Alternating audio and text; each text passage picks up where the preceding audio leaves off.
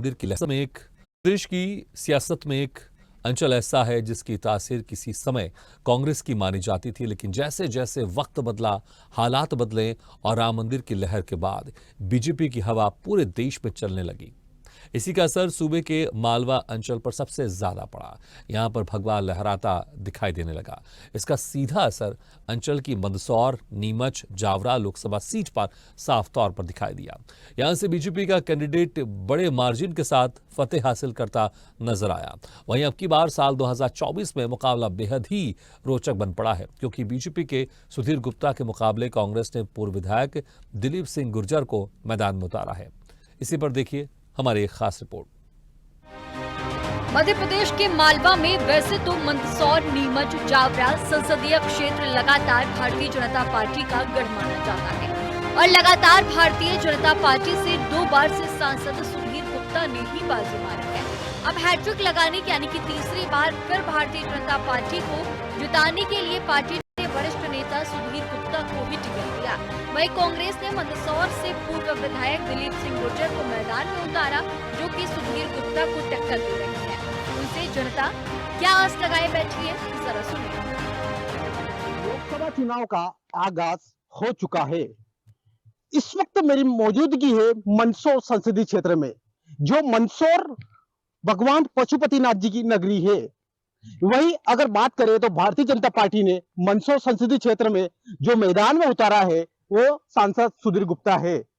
वही अगर बात की जाए, सांसद सुधीर गुप्ता लगातार संसदीय क्षेत्र से जीतते आए हैं। वही इसके सामने जो कांग्रेस प्रत्याशी दिलीप सिंह गुर्जर, जो उज्जैन महाकाल की नगरी यानी कि बिलोंग करते हैं नागदा से, वही वो भी संसदीय क्षेत्र में अपना दमखम दिखा रहे हैं।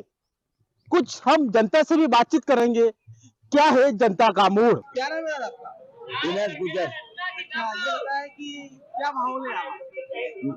दिलीप गुर्जर आएगा। यह संघर्ष हमारा है, नारा उनका है, संघर्ष हम करेंगे तो फल उनका मिलेगा। क्यों अभी तक क्या हुआ बताएं? हमारा कोई प्रधानमंत्री आवास नहीं मिल रहा है, हमारा कोई 600 रुपये मिल रहे हैं। 600 रुपये में गुजारा होता है क्या, ये बताओ। 600 रुपये में 12 महीने का गुजारा, 1 महीना का गुजारा होता है क्या, ये बताओ। आपसे पूछता हूँ, 3 किलो गेहूं मिलता है तो 1 महीना चलता है क्या आपके, ये बताओ। और भी तो कई सारी योजनाएं हैं जो है, हमारे नहीं मिल रहे ना, तभी तो बात कर रहा हूँ। आप बताएं, आप कहाँ से बिलोंग करते हैं? इसलिए हम आवाज लगाए हैं बैठे बैठे। हाँ। Super super super Modi ji, कुछ भी नहीं मिल रहा हमें। क्या माहौल है यहाँ मंदसौर संसदीय? मोदी और क्या क्या लग रही है मंदसौर में? हवा है तो बीजेपी देता है। अच्छा, तो ये बताइए यहाँ पे अभी तक क्या क्या जो आपको किस तरीके की योजना का लाभ मिला है क्या? हमारे यहाँ सभी योजना का लाभ बढ़िया है, मोदी सरकार जैसे कभी सरकार नहीं आया है। अच्छा, ये बताइए कि क्या माहौल है यहाँ पे कांग्रेस में बीजेपी? देखिए यहाँ पे चांस तो लगभग बीजेपी का ही है। हाँ। मैं आपको एक बात से अवगत कराना चाहता हूँ नगर पालिका के बारे में। ये देखिए अभी सारी कुर्सियां टूटी हुई है आगे। हाँ। सब तरफ यही हाल है और 4 साल से ये हाल है। हाँ। तमाम नगर पालिका के अंदर जो अधिकारी है सब अंधे हैं। वो जो यहाँ की अध्यक्ष है वो और पूरी अंधी और बहरी है। क्या कांग्रेस का क्या लग रहा है? कांग्रेस का कम, कांग्रेस के आपसी फूट उनको खा रही है। क्या कांग्रेस के आपसी फूट, कोई भी कांग्रेस का ऐसा कद्दावर नेता ना तो प्रचार में आ रहा है ना दिख रहा है, ना कोई चांस है किसी के आने के। तो कोई कांग्रेसी जो वोटर है वो किसको किस मैसेज पे वोट देगा? एक आधार होना चाहिए, जमीनी फेसबुक पे इनका कोई भी नहीं है, ये मेरा मानना है। तो निश्चित तौर पे यहाँ कांग्रेस के जो प्रत्याशी है, उनके जो कांग्रेस के जो नेता वगैरह है, उनमें आपस की जो फूट बताई जा रही है। मंदसौर लोकसभा सीट कई मायनों में बेहद ही खास है, क्योंकि किसान बाहुल्य इलाका होने के चलते इस इलाके को मालवा के किसानों की नब्ज कही जाती है। इस सीट पर सांसद सुधीर गुप्ता पिछले 10 साल से जमे हुए हैं, लेकिन अब की बार ओबीसी और गुर्जर वोट बैंक के चलते कांग्रेस ने दिलीप सिंह गुर्जर को उतार कर मुकाबला रोचक बना दिया। हालांकि इस जगह उन्हें एक मुश्किल से दौर से गुजरना पड़ रहा है कि वो मंदसौर के स्थानीय निवासी न होकर उज्जैन जिले के मूल निवासी है। वे खाचरौद नागदा विधानसभा क्षेत्र से 4 बार विधायक भी रह चुके हैं। दिलीप सिंह गुर्जर का लंबा राजनीतिक इतिहास। साल 1985 में शासकीय महाविद्यालय नागदा के बने पहले छात्र संघ अध्यक्ष। साल 1993 में 27 वर्ष की उम्र में नागदा खाचरौद विधानसभा का लड़ा चुनाव। दिलीप सिंह गुर्जर ने बीजेपी के विधायक को 5,644 वोटों से हराया। साल 2003 में दिलीप सिंह गुर्जर ने निर्दलीय चुनाव लड़ा। बीजेपी के लाल सिंह राणावत को 14,429 वोटों से दी थी मात।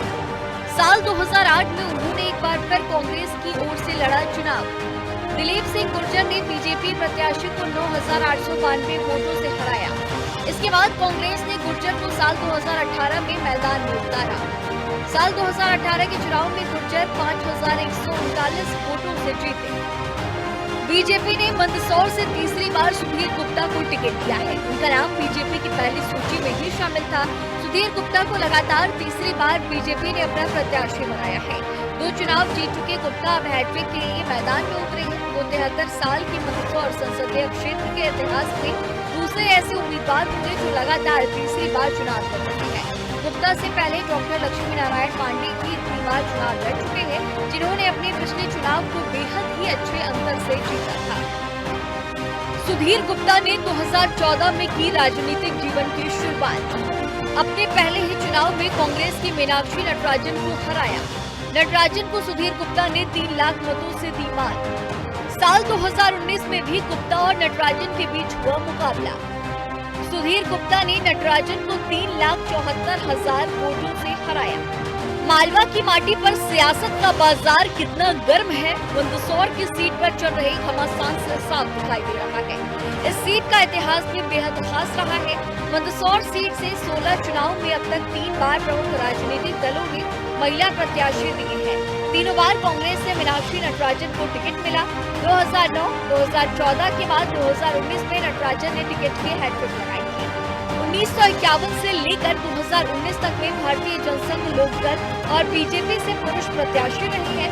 वहीं अब की बार एक बार फिर से 2 पुरुष प्रत्याशी ही आमने सामने हैं। लेकिन अब की बार मुकाबले का अंत क्या होगा, ये तो 4 जून को ही साफ हो पाएगा। मंदसौर संसदीय क्षेत्र से स्वदेश न्यूज के लिए रिपोर्टर शुभम चौहान की